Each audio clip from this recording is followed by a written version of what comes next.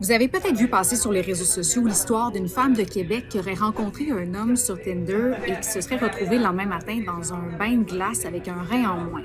Alors, il faut savoir que c'est une histoire de trafic d'organes qui est complètement fausse et qui revient sporadiquement dans l'actualité d'ici d'ailleurs depuis plusieurs années.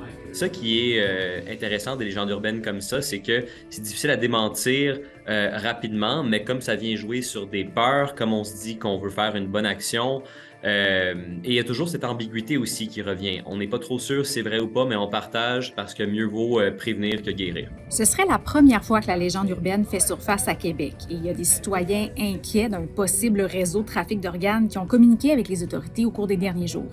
Par contre, une simple petite recherche nous permet de retrouver la même histoire en France il y a 3 ans. C'est toujours l'ami d'une amie ou une connaissance d'une connaissance, des choses comme ça. Et encore une fois, ça joue toujours sur le même thème, sur l'ambiguïté, sur un danger imminent, sur quelque chose d'inconnu. Elle a eu une date Tinder à Québec avec un gars vraiment legit en ville. Puis elle s'est réveillée dans un bain de glace en se rappelant plus de sa soirée avec une note qui dit tu n'as plus de rein, va à l'hôpital. Donc, c'est déjà une crainte que les gens ont d'aller à des rencontres amoureuses comme ça de manière semi-aléatoire.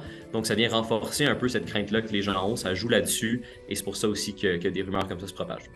La morale de l'histoire, c'est qu'il faut faire attention et c'est pour ça que le SPVQ recommande de toujours suivre les comptes officiels de la sécurité publique pour être certain d'avoir accès à une information véridique.